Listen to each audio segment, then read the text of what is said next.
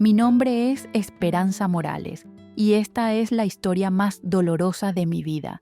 Una historia que nunca pensé que tendría el valor de contar, pero que necesita ser escuchada.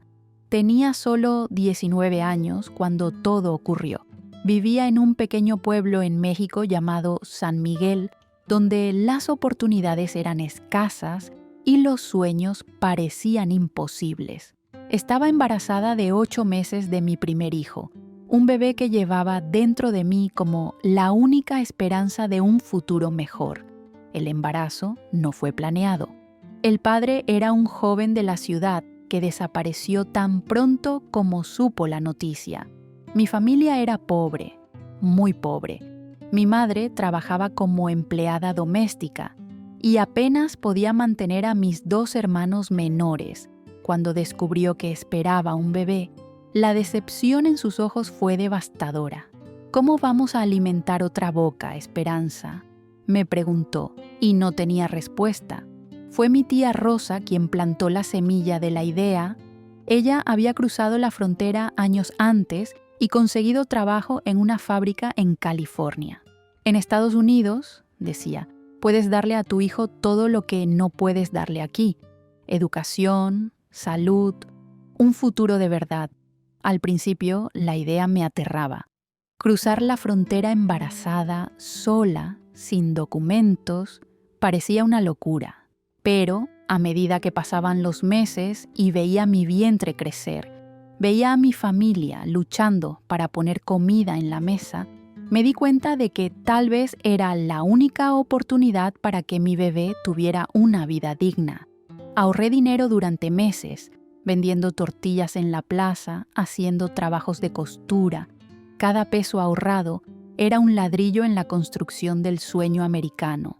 Cuando finalmente reuní lo suficiente para pagar al coyote, el hombre que me ayudaría a cruzar, estaba en mi 8º mes de embarazo.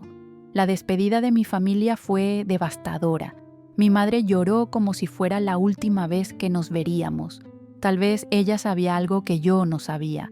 Tal vez su corazón de madre presentía lo que estaba por venir.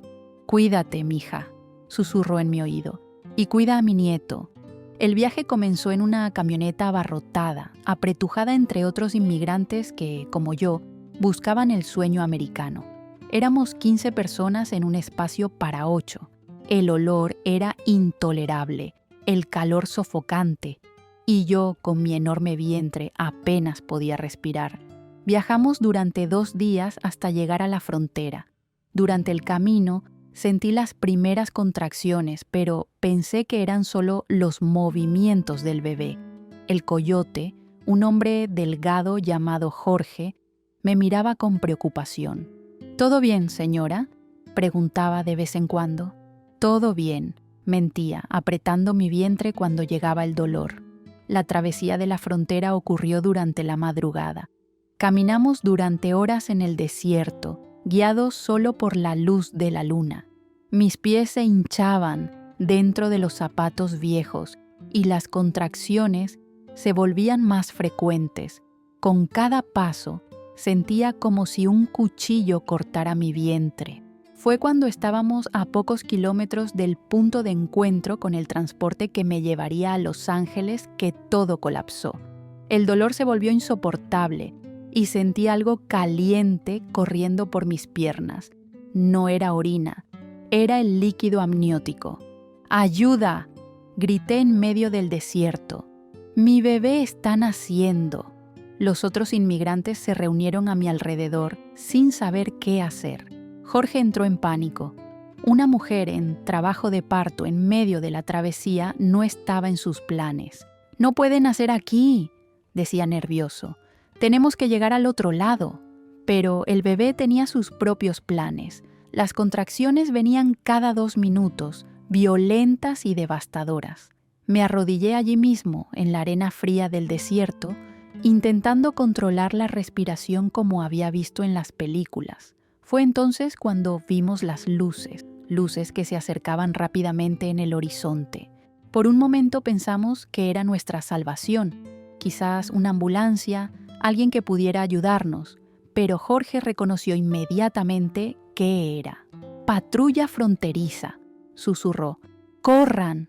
Todos corrieron, todos, menos yo. No podía moverme.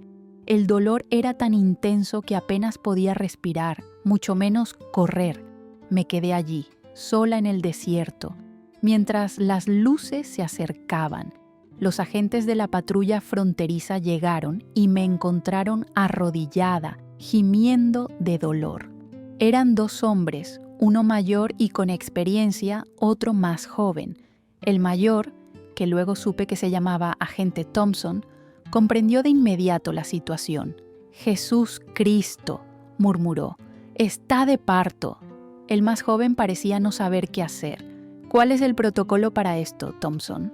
«El protocolo es salvar una vida», respondió el mayor, tomando el radio. «Necesitamos una ambulancia, ahora». Me llevaron a la patrulla y corrieron al hospital más cercano del lado estadounidense de la frontera. Durante todo el trayecto, gritaba de dolor, sintiendo a mi bebé intentando nacer. El agente Thompson tomaba mi mano y repetía: «Solo respira, señorita, solo respira. Ya casi llegamos». Llegamos al Desert Valley Medical Center a las 3 de la mañana. Fue un caos total. Enfermeros corrieron con una camilla, médicos gritando órdenes. Estaba semiconsciente de dolor cuando me llevaron a la sala de parto.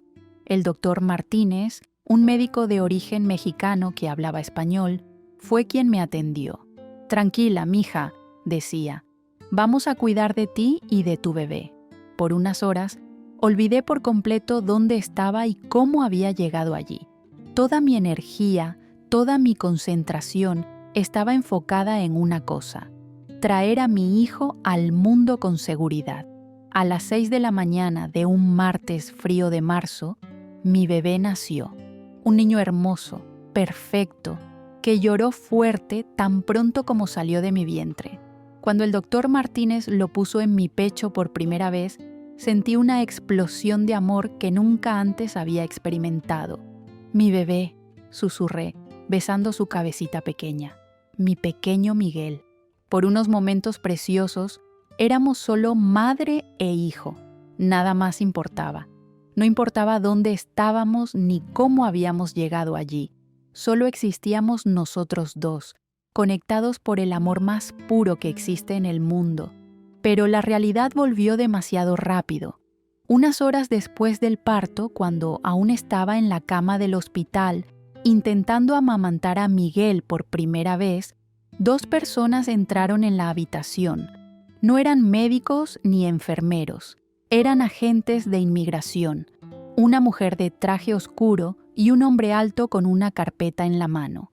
Mostraron sus placas y se presentaron como la agente Davis y el agente Rodríguez del ICE, Servicio de Inmigración y Control de Aduanas. «Señorita Morales», dijo la agente Davis con voz fría y profesional, «entendemos que se encuentra en situación irregular en el país». Mi corazón se aceleró. Apreté a Miguel contra mi pecho, como si pudiera protegerlo de lo que estaba por venir. «Por favor», supliqué. «Acabo de dar a luz, mi bebé me necesita». «Entendemos la situación», respondió el agente Rodríguez, «pero debemos cumplir la ley. Usted cruzó la frontera ilegalmente y debe ser deportada». «Pero mi hijo...». Las lágrimas corrían por mi rostro. «Nació aquí, es ciudadano estadounidense». «Sí, su hijo tiene derecho a la ciudadanía», confirmó la agente Davis, «pero eso no cambia su situación legal. Puede llevar al niño con usted o dejarlo bajo el cuidado del Estado estadounidense hasta que un familiar venga a buscarlo». El mundo se derrumbó frente a mí. ¿Cómo así? ¿Dejar a mi bebé? ¿Cómo separar a un recién nacido de su madre? Miguel tenía apenas unas horas de vida y aún no había aprendido a mamar correctamente. «No pueden hacer esto», grité, pero mi voz salió débil y desesperada. «Es inhumano». Fue entonces cuando el doctor Martínez entró en la habitación. Había escuchado la conversación desde el pasillo y su expresión estaba furiosa. «Agentes, esta mujer acaba de dar a luz. Ella y el bebé necesitan atención médica. No pueden llevársela ahora. Doctor, Entendemos su preocupación, respondió la agente Davis, pero tenemos órdenes. ¿Órdenes? ¿Qué órdenes pueden justificar separar a una madre de su bebé recién nacido? La voz del doctor Martínez estaba cargada de indignación. La discusión continuó por varios minutos, pero apenas podía escuchar. Estaba en shock, mirando el rostro perfecto de mi Miguel, intentando memorizar cada detalle. La naricita pequeña, los labios rosados, las cejas finitas. Finalmente, llegaron a un acuerdo. Tendría 24 horas en el hospital para recuperarme del parto y decidir si llevaría a Miguel conmigo a México o si lo dejaría en Estados Unidos. Fueron las 24 horas más agonizantes de mi vida. ¿Cómo tomar una decisión así? ¿Cómo elegir entre llevar a mi hijo a la pobreza de México o dejarlo en un país donde tendría oportunidades, pero sin su madre? Llamé a mi tía Rosa, que vivía en California desde hacía años. Llegó al hospital el mismo día, conduciendo 4 horas sin parar. Esperanza, me dijo, tomando mis manos, sé que es la decisión más difícil de tu vida, pero piensa en el futuro de Miguel. Si lo llevas a México, crecerá en la misma pobreza que tú conociste. Si lo dejas aquí, tendrá educación, salud, oportunidades, pero necesita a su madre. Lloraba. ¿Cómo crecerá sin madre? Yo lo cuidaré, prometió tía Rosa, hasta que puedas volver legalmente. Puede tomar años, pero algún día estarán juntos de nuevo. La noche pasó sin que pudiera dormir. Miguel dormía en mi pecho, respirando suavemente, inconsciente de la tormenta que se formaba a nuestro alrededor. Con cada respiración suya, mi corazón se rompía un poco más. Por la mañana tomé la decisión más difícil de mi vida.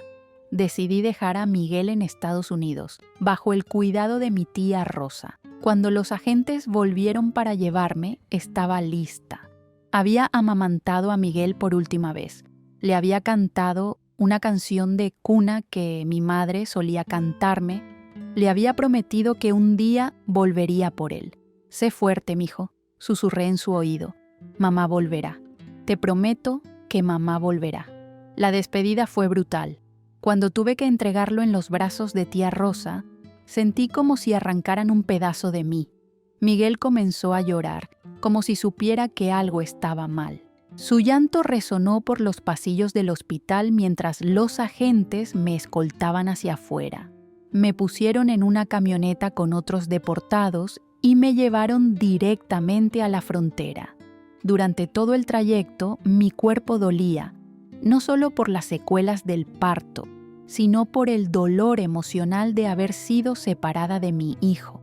En la frontera, fui procesada como cualquier otro inmigrante deportado. Firmé papeles, recibí instrucciones sobre cómo no intentar cruzar de nuevo, me tomaron fotos. Nadie preguntó por el bebé que había dejado atrás.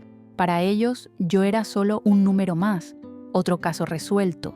Cuando finalmente pisé suelo mexicano, me sentí como una extranjera. México era mi tierra natal, pero en ese momento mi corazón estaba al otro lado de la frontera, con mi hijo. Los primeros meses fueron devastadores. Regresé a San Miguel, a la casa de mi madre, pero nada era igual. Había salido de allí como una joven embarazada llena de sueños. Regresé como una madre sin hijo, con los pechos doloridos por la leche que no tenía a quien darle.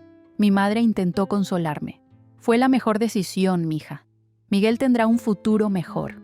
Pero, ¿cómo aceptar que la mejor decisión para mi hijo era crecer sin mí? Comencé el largo y complejo proceso para intentar regresar legalmente a Estados Unidos. Busqué abogados, llené formularios interminables, pagué tasas que apenas podía costear. Todos me decían lo mismo. Por haber sido deportada, tendría que esperar al menos 10 años antes de siquiera poder solicitar una visa. 10 años. Miguel tendría 11 años cuando pudiera verlo de nuevo.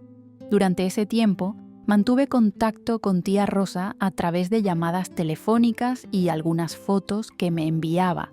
Ver a Miguel crecer a través de fotografías era una tortura dulce y amarga.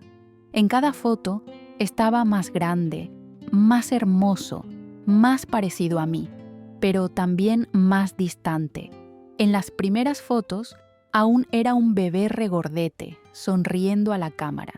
Luego vinieron las fotos de sus primeros pasos, del primer día de escuela, de los cumpleaños que no pude celebrar con él.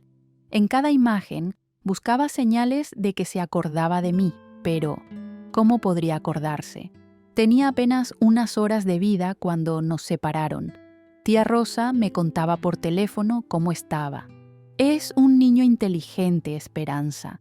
Habla inglés y español perfectamente. Le va bien en la escuela y siempre pregunta por su mamá. ¿Qué le dices?, preguntaba con el corazón apretado. Le digo que su mamá lo quiere mucho y que algún día estarán juntos de nuevo. Pero a medida que pasaban los años, las preguntas de Miguel sobre mí se volvían más complejas y más dolorosas. Tía Rosa me contó que a los 5 años preguntó: ¿por qué mi mamá no viene a verme? A los 7, ¿por qué mi mamá me abandonó? A los 8, ¿será que mi mamá no me quiere? Cada pregunta era una puñalada en mi corazón. ¿Cómo explicarle a un niño que su madre no lo abandonó, sino que fue obligada a dejarlo? ¿Cómo explicar las complejidades de las leyes de inmigración a un niño que solo quería la presencia de su madre? Trabajaba en una fábrica textil en Tijuana, ahorrando cada peso que podía para pagar abogados y tasas consulares. Vivía en un cuartito diminuto, comía lo mínimo necesario, no compraba ropa ni regalos para mí. Todo el dinero que ganaba iba para 2 cosas: los intentos legales de regresar a Estados Unidos y los regalos que enviaba a Miguel a través de tía Rosa. Fueron los años más largos de mi vida. Cada cumpleaños suyo que pasaba sin mí, cada Navidad que no podía abrazarlo, cada hito de crecimiento que perdí, todo se acumulaba como un dolor constante en el pecho.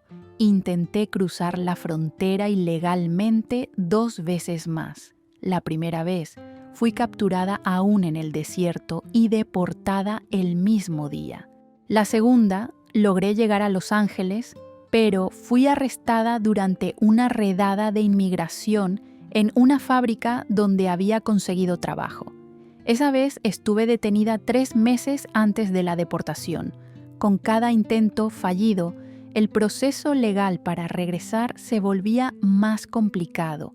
Los abogados me explicaban que cada deportación añadía años al periodo de espera. Estaba cavando un hoyo cada vez más profundo, pero no podía parar de intentar. La necesidad de estar con mi hijo era más fuerte que cualquier ley o consecuencia. Era una fuerza primitiva, instintiva, que me empujaba constantemente hacia la frontera. El momento más devastador llegó cuando Miguel cumplió 10 años. Tía Rosa me llamó llorando. «Esperanza», dijo con voz quebrada, «tengo que contarte algo. Miguel dejó de preguntar por ti. Mi mundo se derrumbó de nuevo. ¿Qué quieres decir? Ya no pregunta cuándo vas a volver, no habla más de ti. Ayer, cuando una maestra le preguntó sobre su familia para un proyecto escolar, dijo que no tenía madre, dijo que fue criado por su tía. Me derrumbé, literalmente colapsé en el suelo de mi casa, sollozando como nunca antes lo había hecho. Mi hijo, mi pequeño Miguel, había renunciado a mí. En su mente, yo ya no existía como madre. Era solo una extraña que llamaba de vez en cuando y enviaba regalos. En ese momento, consideré seriamente rendirme. ¿Para qué seguir luchando si él ya no me veía como madre? ¿Para qué insistir en volver si me había convertido en una extraña para mi propio hijo? Pero entonces recordé el momento de su nacimiento, el peso de su cuerpecito en mi pecho, la primera mirada que compartimos. Recordé la promesa que había hecho. Mamá volverá. Seguí luchando. 12 años después de la separación, finalmente recibí la llamada que lo cambió todo. Mi abogado, el doctor Hernández, me llamó eufórico. «Esperanza, lo logramos. Conseguimos una visa humanitaria. Puedes volver». No podía creer lo que escuchaba. Después de 12 años, 12 largos años de separación, finalmente podría ver a mi hijo de nuevo. La visa era temporal, para reunificación familiar, pero era un comienzo. Tendría 6 meses en Estados Unidos para regularizar mi situación e intentar obtener la residencia permanente. El viaje de regreso a Estados Unidos fue surrealista. Esta vez no había desierto, no había coyotes, no había miedo a la patrulla fronteriza. Estaba en un avión con documentos legales, regresando para encontrar a mi hijo. Pero mientras el avión se acercaba a Los Ángeles, el nerviosismo se apoderó de mí. Miguel ahora tenía 12 años, era casi un adolescente. ¿Me reconocería? ¿Me aceptaría? ¿Todavía habría espacio para mí en su vida? Tía Rosa me esperaba en el aeropuerto, pero Miguel no estaba con ella. ¿Dónde está?, pregunté ansiosa. Está en la escuela, respondió. Pensé que era mejor hablar con el primero, prepararlo para tu encuentro. Fuimos directamente a la casa de tía Rosa, donde vivía Miguel. Era una casa sencilla, pero cómoda. Mucho mejor que cualquier cosa que podría haberle ofrecido en México. Las paredes estaban llenas de fotos suyas, fotos de todos los momentos que me había perdido. ¿Sabe que estoy aquí?, pregunté. Sabe, dijo que llegarías hoy, pero Esperanza... Tía Rosa dudó. Está muy nervioso y también un poco enojado. No será fácil. Miguel llegó de la escuela a las 3 de la tarde. Estaba sentada en la sala, temblando de nervios, cuando escuché la llave en la cerradura. Mi corazón se aceleró. Después de 12 años, finalmente vería a mi hijo de nuevo. Entró y se detuvo en la puerta de la sala cuando me vio. Miguel era hermoso, alto para su edad, cabello oscuro y ondulado como el mío, ojos grandes e inteligentes. Por un momento solo nos miramos sin saber qué decir. «Hola, Miguel», dije finalmente con la voz quebrada. Soy tu madre». No respondió, solo se quedó allí, observándome como si estuviera tratando de decidir si era real o no. «Tía Rosa me dijo que llegarías hoy», dijo finalmente con voz fría y distante. «Sí, mijo, volví por ti. Siempre prometí que volvería. Tardaste 12 años», respondió, y había dolor en su voz. 12 años. No sabía qué responder. ¿Cómo justificar 12 años de ausencia? ¿Cómo explicarle a un niño de 12 años las complejidades de las leyes de inmigración y las dificultades de ser una inmigrante deportada? Lo sé, Miguel, pero no fue por elección. Luché todos estos años para volver por ti.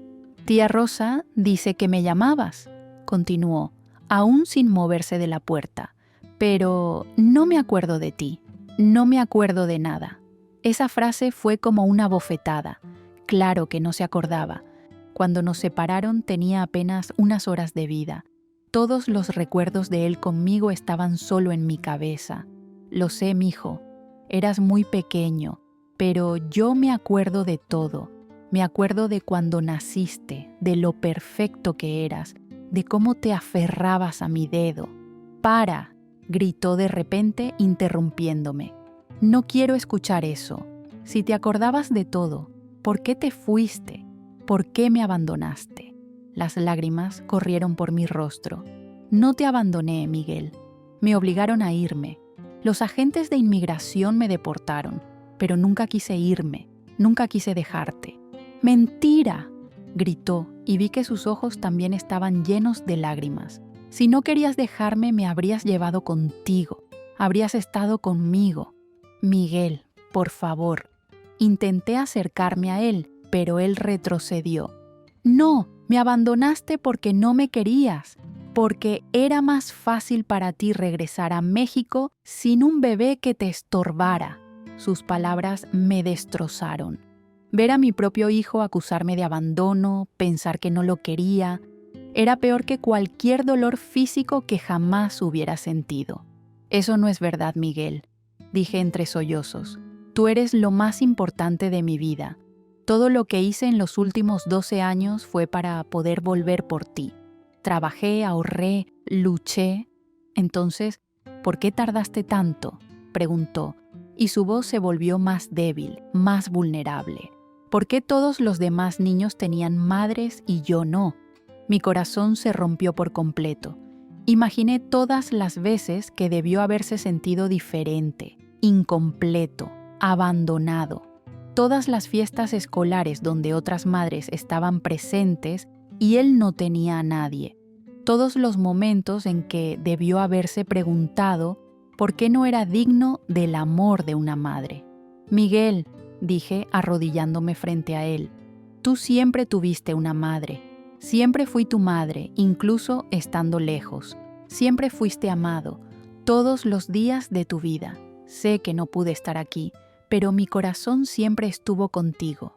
Me miró por un largo momento y pude ver la lucha que ocurría dentro de él, el deseo de abrazarme peleando contra años de dolor y abandono. ¿Cómo puedo confiar en ti?, preguntó finalmente. ¿Cómo sé que no te irás de nuevo? Era una pregunta justa y no tenía una respuesta garantizada. Mi visa era temporal. No había garantía de que pudiera quedarme permanentemente. No sé si podré quedarme para siempre, mijo, respondí con honestidad, pero prometo que lucharé todos los días para quedarme. Y si por alguna razón tengo que irme de nuevo, esta vez tú podrás elegir venir conmigo. Pensó por un momento y luego, lentamente, dio un paso hacia mí.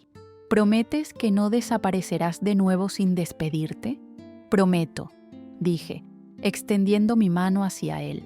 Prometo que siempre me despediré y prometo que lucharé para que nunca más tengamos que despedirnos. Dudó por un momento más y luego, finalmente, puso su mano en la mía.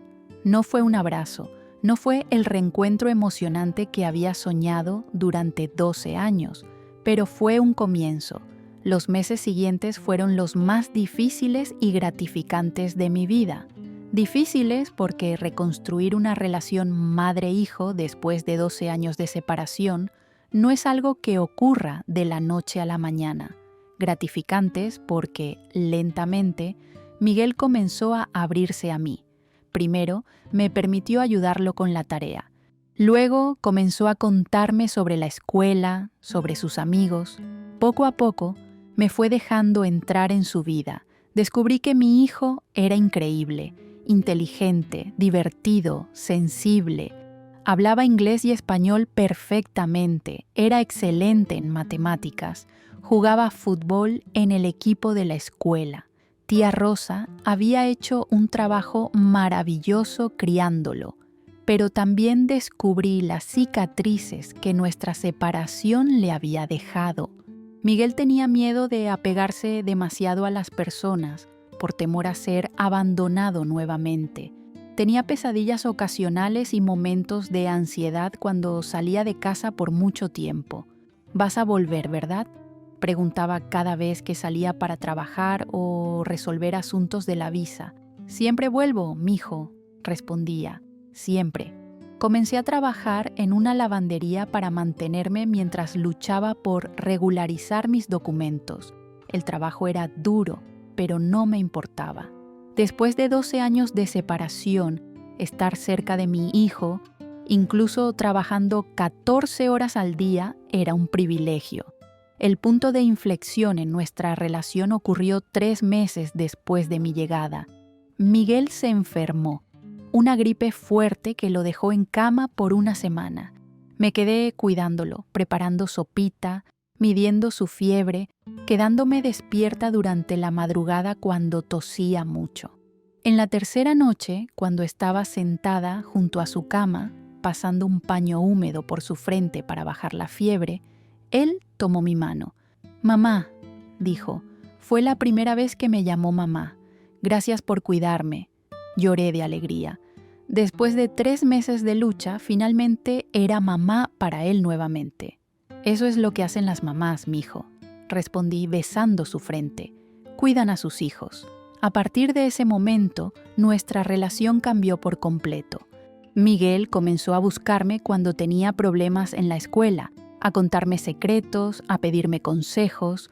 Lentamente, estábamos construyendo la relación madre-hijo que había sido interrumpida 12 años antes, pero mi visa estaba a punto de expirar.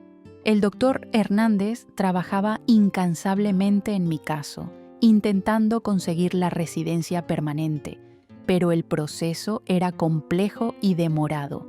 Con solo un mes restante en la visa, aún no teníamos una respuesta definitiva.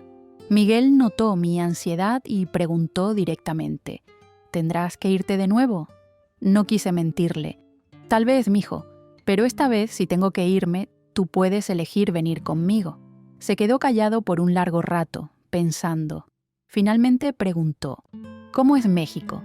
Le conté sobre San Miguel, sobre su abuela que había muerto 2 años antes sin conocerlo, sobre los primos que nunca había visto.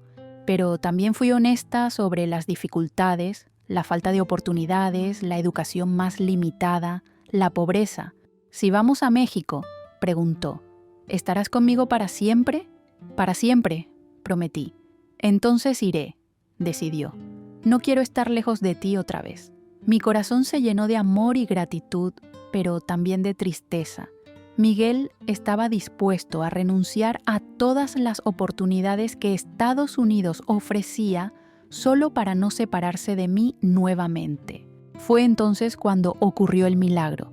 Una semana antes de que mi visa expirara, el doctor Hernández me llamó eufórico. Esperanza, lo logramos. Residencia permanente aprobada. Pueden quedarse. No podía creerlo. Después de todo, después de años de lucha, finalmente podría quedarme legalmente con mi hijo en Estados Unidos.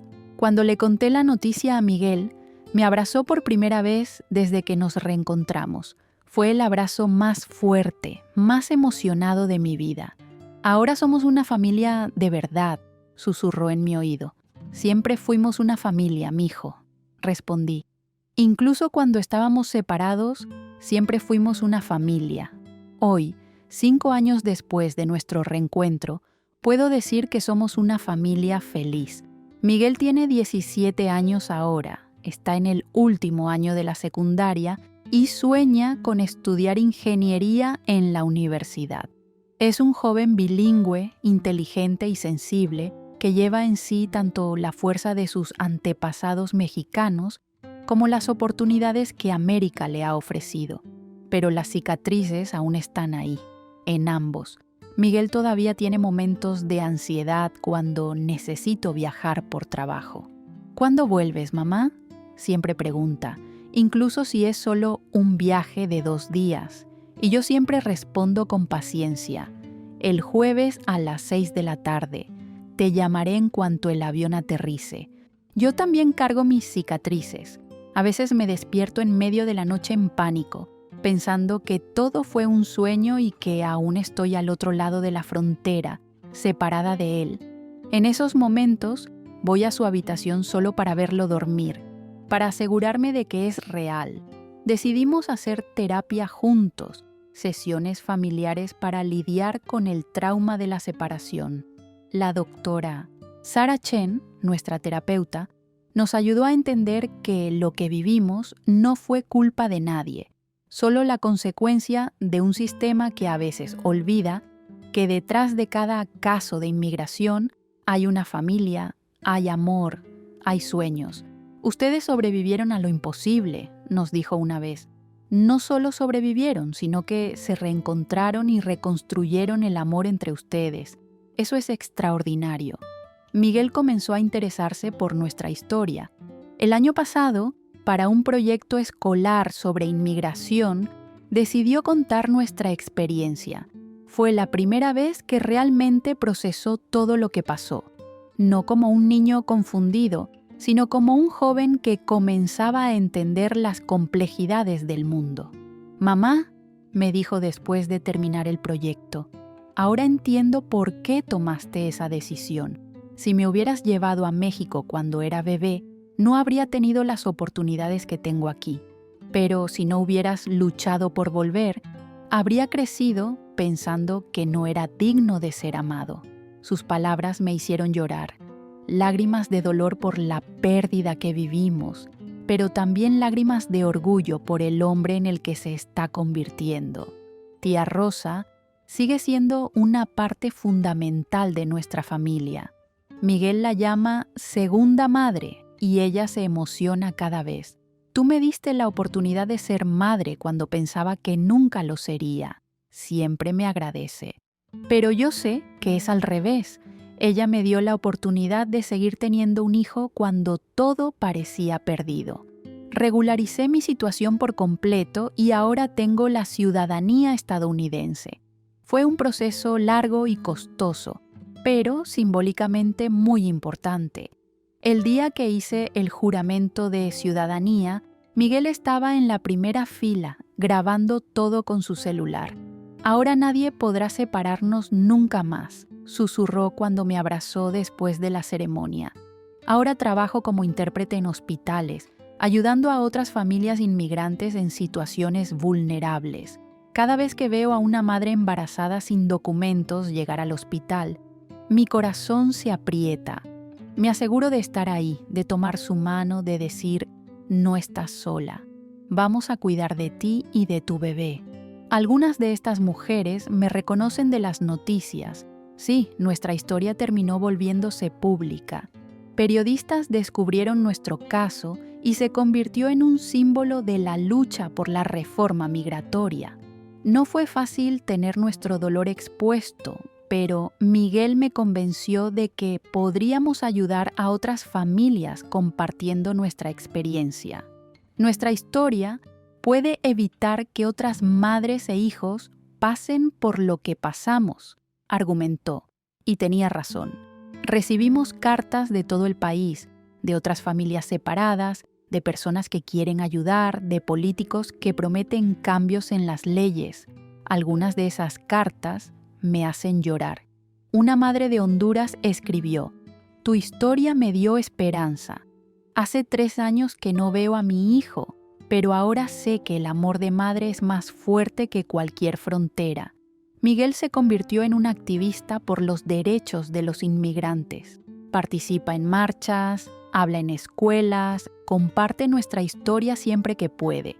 No quiero que ningún otro niño crezca sin entender por qué su madre no está ahí, dice. El último día de las madres me sorprendió con una carta que había escrito. La dejó en mi almohada para que la encontrara al despertar. Mamá, durante mucho tiempo pensé que me habías abandonado. Ahora sé que fue lo contrario. Nunca me abandonaste, ni por un segundo. Incluso cuando estábamos separados por miles de kilómetros, estabas conmigo. Cada peso que ahorraste, cada abogado que buscaste, cada noche que lloraste mi ausencia, todo eso era amor maternal en acción. Me diste 2 vidas, la primera cuando me trajiste al mundo en ese hospital y la segunda cuando volviste por mí. Sé que perdimos 12 años juntos, pero ahora entiendo que esos años no se perdieron, se invirtieron en nuestro futuro. Soy quien soy hoy por tus decisiones valientes. Hablo 2 idiomas por tu origen. Tengo oportunidades de educación por tu decisión de dejarme aquí. Y tengo un corazón lleno de amor por tu lucha incansable por volver. Gracias por nunca rendirte conmigo, incluso cuando yo me rendí contigo. Gracias por enseñarme que el amor de madre no conoce fronteras. Con todo mi amor, Miguel PD. Fui aceptado en UCLA con una beca completa. Estudiaré Derecho para ayudar a familias como la nuestra. Cuando terminé de leer la carta, estaba sollozando. Miguel apareció en la puerta de la habitación con el desayuno en una bandeja y una sonrisa tímida. No llores, mamá. Espero que sean lágrimas de alegría. Son lágrimas de orgullo, respondí, abrazándolo. Mucho orgullo. Hoy, cuando miro hacia atrás, aún siento el dolor de esos 12 años perdidos. Siento rabia por el sistema que nos separó. Tristeza por los recuerdos que no pudimos crear juntos, pero también siento gratitud. Gratitud por haber tenido el valor de cruzar la frontera embarazada. Gratitud por el agente Thompson y el doctor Martínez, que me trataron con humanidad en el día más difícil de mi vida. Gratitud por tía Rosa, que amó a mi hijo como si fuera suyo. Gratitud por el doctor Hernández, que nunca abandonó mi caso. Gratitud por Miguel, por haberse convertido en el hombre increíble que es hoy. Y, sobre todo, gratitud por haber logrado demostrar que el amor es más fuerte que cualquier ley, más duradero que cualquier separación, más poderoso que cualquier frontera.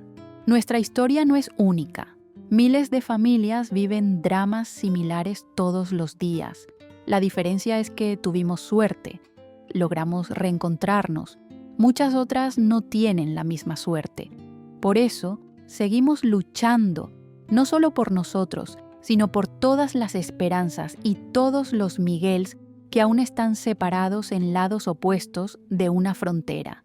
Porque al final, no importa dónde nacimos ni qué documentos tenemos, todos somos seres humanos, todos merecemos amor, todos tenemos derecho a estar con nuestras familias. Esta es mi historia, esta es nuestra historia. Y mientras haya una madre llorando al otro lado de una frontera y un hijo preguntándose por qué su mamá no está ahí, esta historia necesita ser contada, porque separar familias no es solo cruel, es inhumano. Y todos merecemos humanidad.